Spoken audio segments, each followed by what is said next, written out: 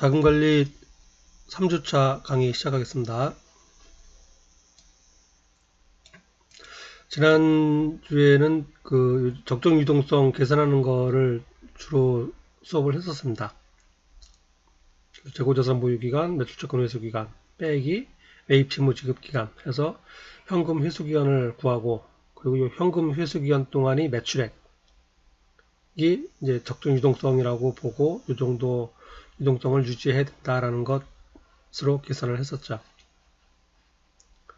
자, 이번 시간에는 이제 나머지 부분입니다. 자금 관리에 대한 것. 그래서 교재는 11쪽부터 나오고 있습니다.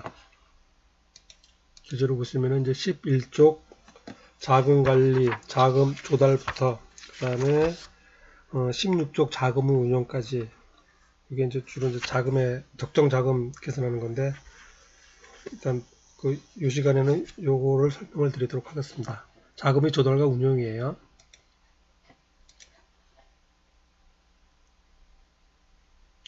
자, 요거는 이제 제가 따로 이제 PT로 좀 된 거를 설명을 드리겠습니다. 자, 보시면 이제 재무상태표가 있습니다. 재무상태표. 그래서 좌변을 차변이라고 그러고, 요 오른쪽을 대변이라고 얘기를 하죠. 그래서 차변에는 그 자산을 나타내고, 그 다음에 대변에는 부채와 자본을 나타내고 있습니다. 그리고 요거를 이제 자금관리 측면에서 봤을 때, 재무관리에서 보는 내용이에요. 그랬을 때 대체도표의 차변, 자산의 구성을 자금 운용이라고 얘기를 합니다. 그리고 재무상태표의 대변, 부채하고 자본을 자금의 조달이라고 얘기를 합니다. 자, 자금을 어떻게 쓴 것인가, 자금의 운용 결과를 나타내는 거죠. 그래서 현금을 어떻게 가지고 있을 것인가, 현금으로 가지고 있던 유동자산이죠. 아니면은 뭐 예금 형태로 가지고 있던, 아니면은 상품을 구입해 놓던 재고자산이죠. 그게 유동자산의 형태로 가지고 있을 수도 있고, 또는 경우에 따라서 투자자산, 투자부동산이나 투자주식을 갖고 있을 수도 있고요. 그 다음에 유형자산으로서 건물이나 토지, 건물, 뭐 기계장치 등등을 가지고 있을 수 있겠죠. 그래서 기업에서 보유하고 있는 자금을 유동자산으로 보유할 것인가, 비유동자산으로 보유할 것인가.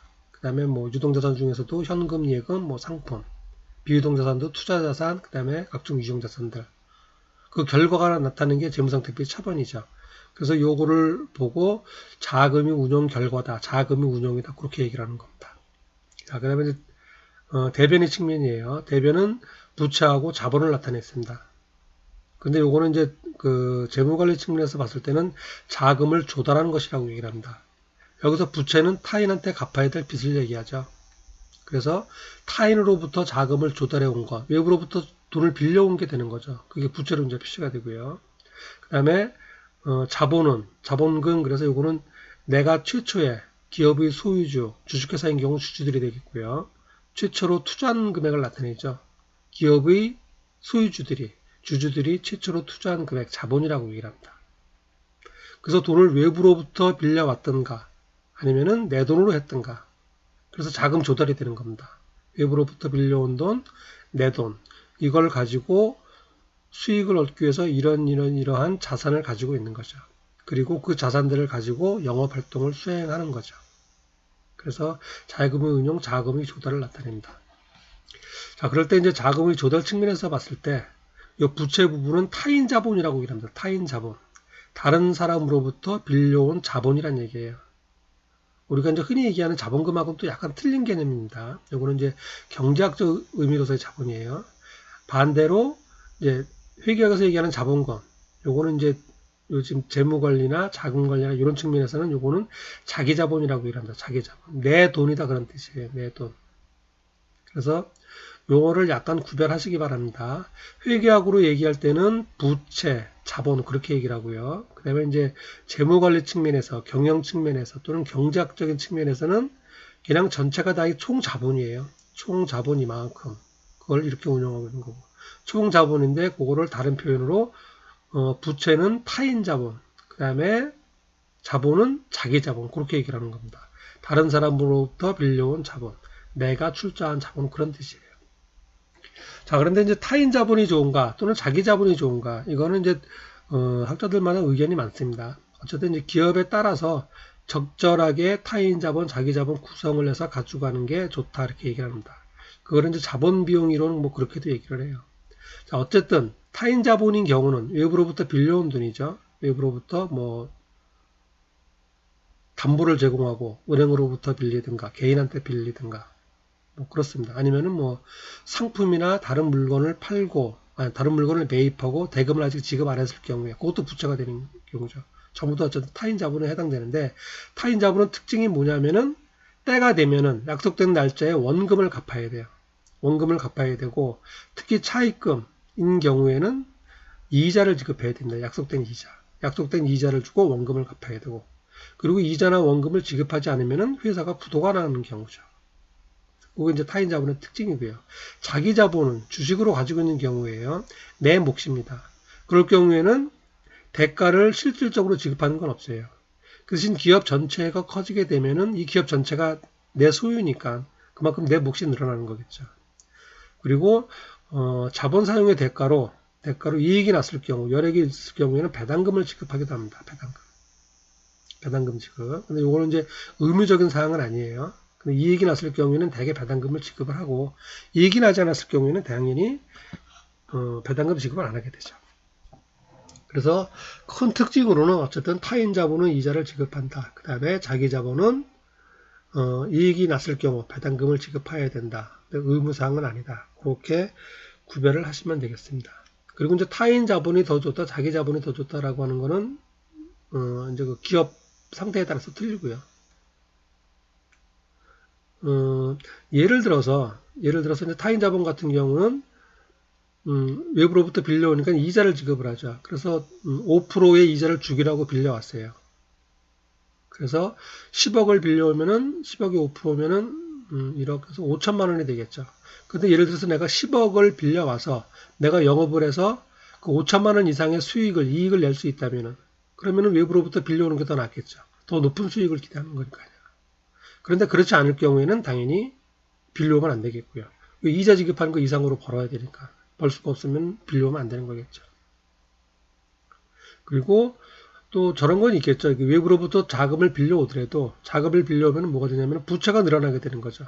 부채하고 그러니까 원금하고 이자가 늘어나게 된다는 얘기입니다.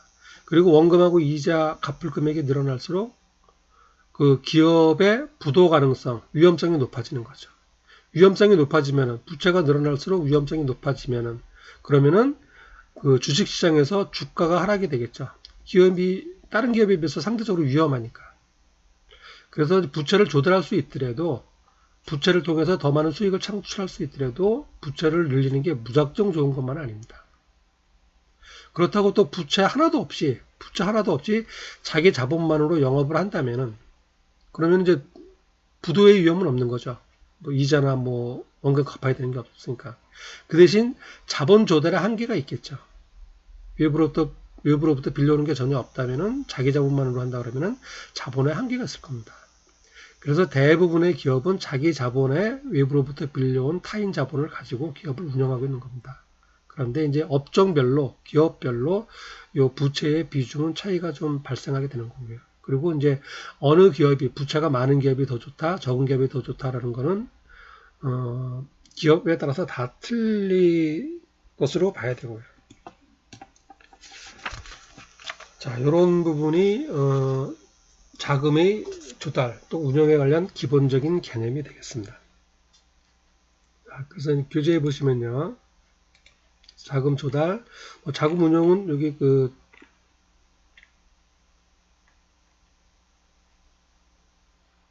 여기 써 있습니다. 자금을 이제 어떻게 운영할 것인가.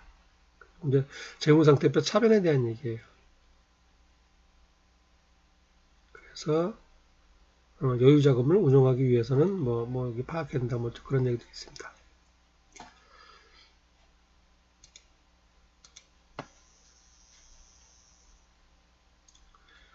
자, 그리고 교재에 나와 있는 것 희석자본 설명을 드리도록 하겠습니다.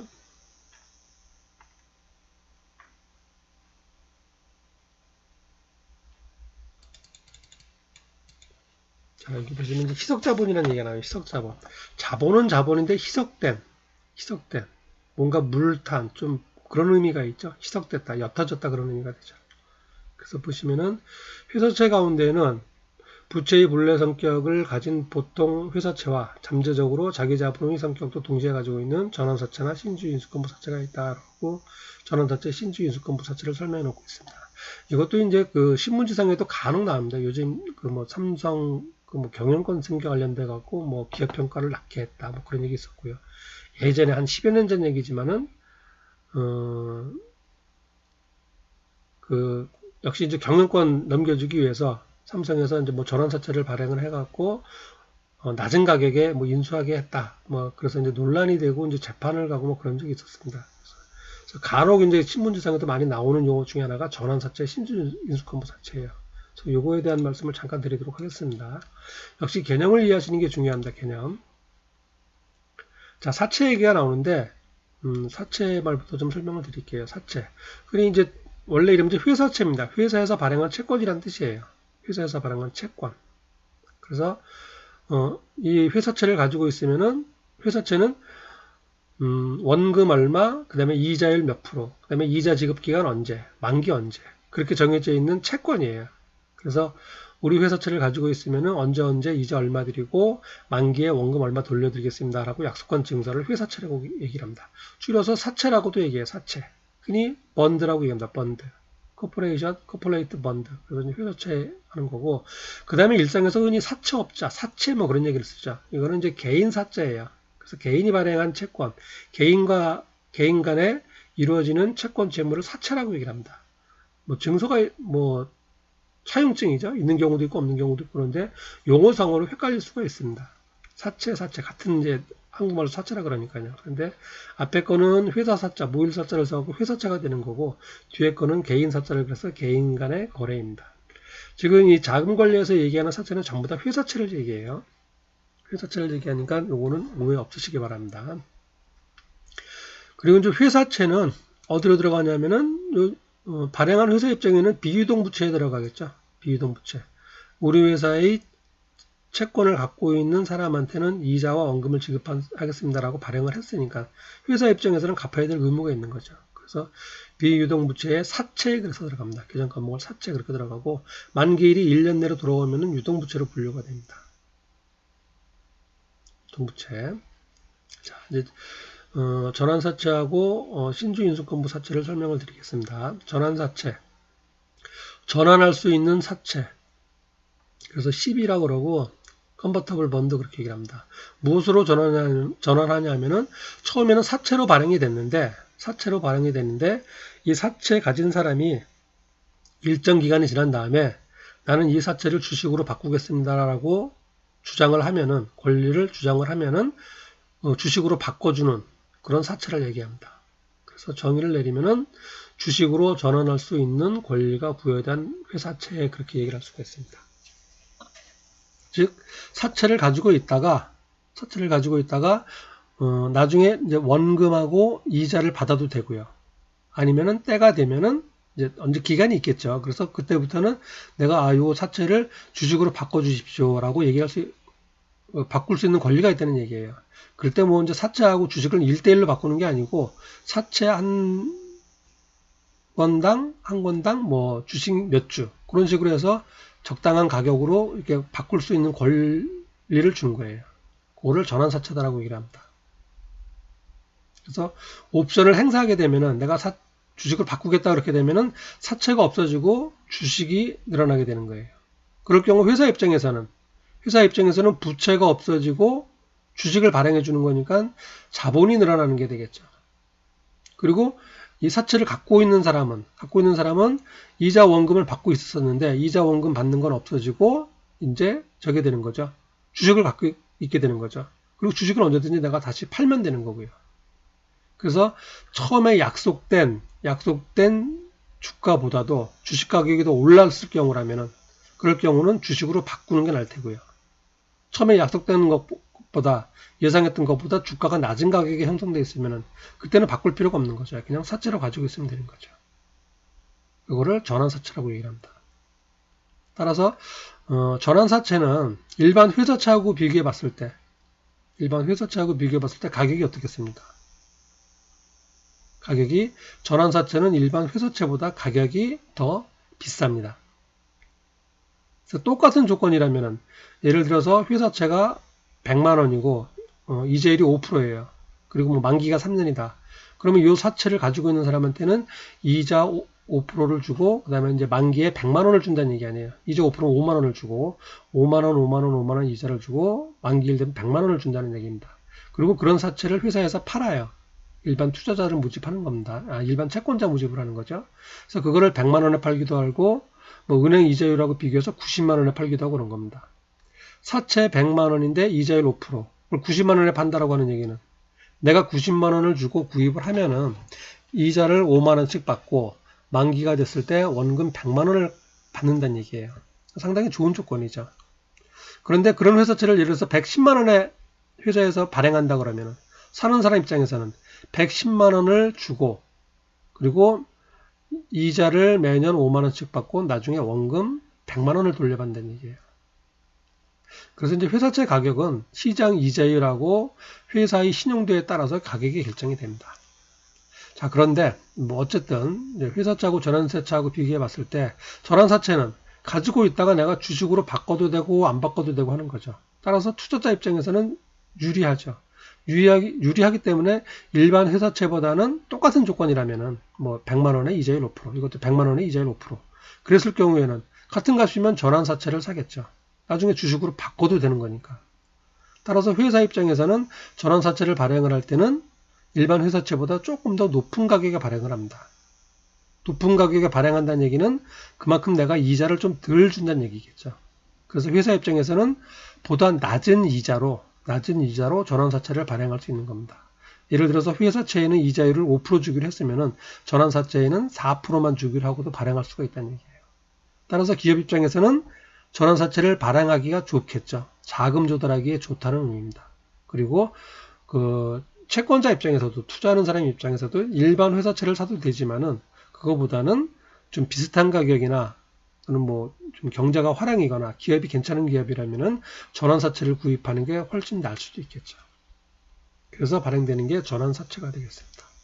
그런데 이 전환사채는 발행 당시에는 부채지만은 나중에 자본으로 바뀔 수도 있기 때문에 그래서 성격이 애매하죠. 발행됐을 때는 부채인데 전환되고 나면 자본. 그래서 이제 회계상으로는 부채로 이렇게 기록해 놓고 있는데 실질적으로는 자본하고 같은 성격이죠. 그래서 이거를 이제 희석자본 그렇게 얘기를 하는 겁니다. 용어 자체가 그래요. 자, 지금 이제 설명이 이렇게 조금 되다 보니까 뭐 용어가 조금 어려울 수도 있습니다. 근데 어쨌든 개념만 좀 익혀 놓으시기 바랍니다. 다음 이제 전환사채는 이렇고 이제 신주인수권부사채는 신주인수권부사채. 그래서 이거는 똑같은 이제 회사채인데 나중에 어떤 권리를 주냐면은 우리 회사의 주식을 살 수 있는 권리를 줘요. 살 수 있는 권리. 사도 되고 안 사도 되는 거예요. 우리 회사의 주식을 얼마에 살 수 있는 권리를 줍니다. 그래서 때가 되면은 그 주가가 예를 들어서 뭐 5만 원이다. 그런데 주식을 4만 원에 살 수 있는 권리를 줬어요. 그럼 당연히 주식을 사는 게 낫겠죠.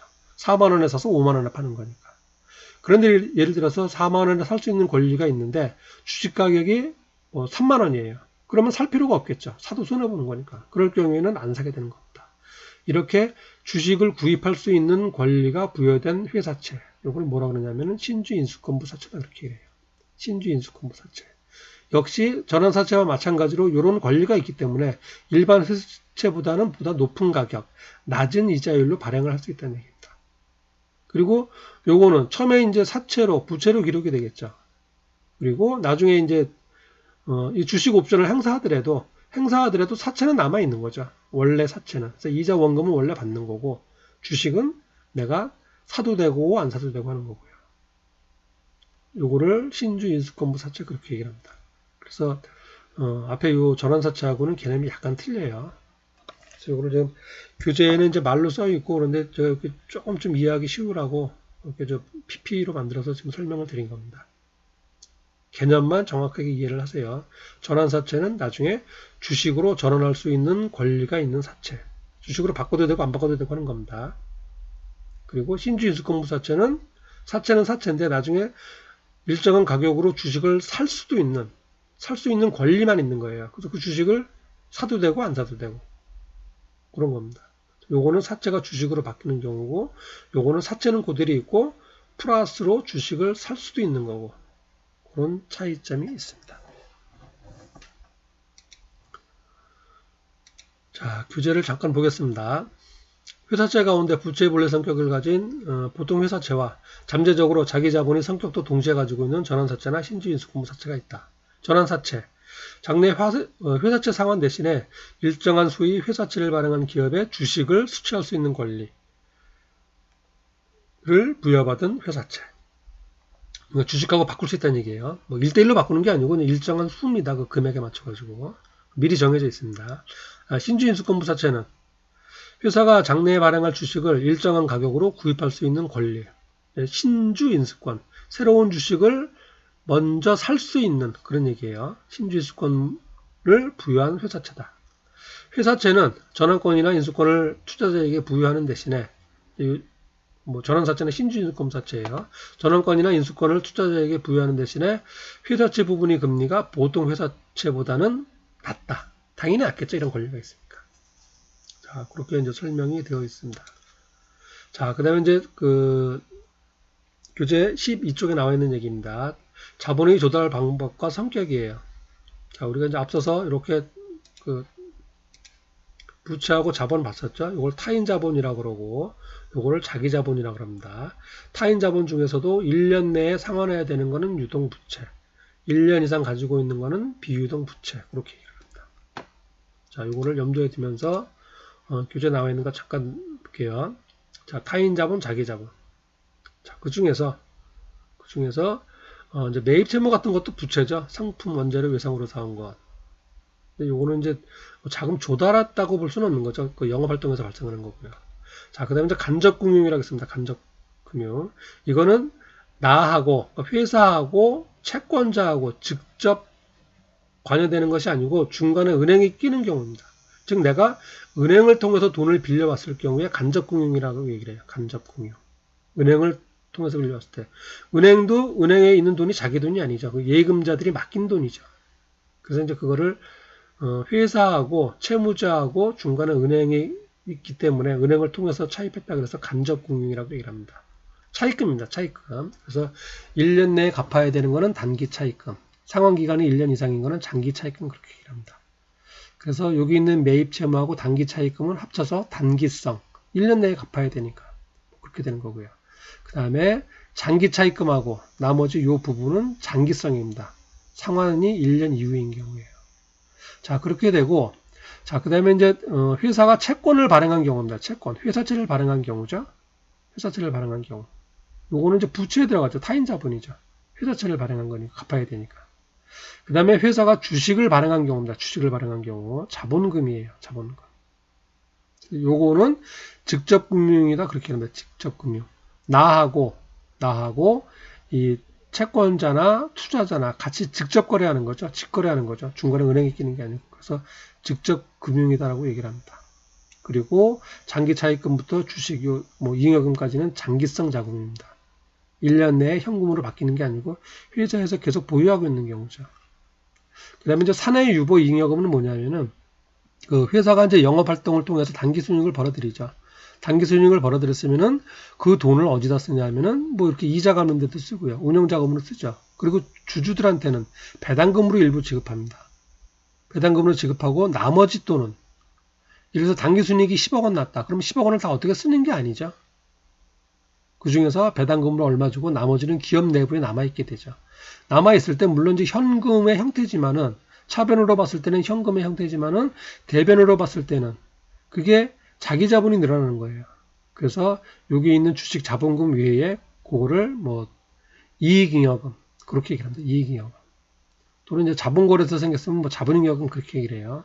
그리고 어쨌든 기업에서 벌어들인 돈인데 쓰지 않고 기업 내부에 남아있다 그래서 사내 유보금이라고 합니다. 사내 회사 내에 유보된 남아있는 돈이라는 얘기예요. 그래서 잉여금은 자본금을 초과하는 여윳돈을 잉여금이라고 합니다. 그래서 사내 유보, 잉여금 이런 표현을 쓴 겁니다. 그래서 여기까지는 어쨌든 다 자본에 해당이 되고 여기는요 성격이 틀려서 이렇게 나누는 것 뿐입니다. 형식이 틀려가지고 그리고 이제 회사채가 있고 그래서 자금의 조달 방법과 성격을 이렇게 표로 요약해 놓고 있는 거예요. 하나하나 이렇게 따져보시면 됩니다. 타인 자본, 자기 자본. 회계상의 이제 부채 자본이고요.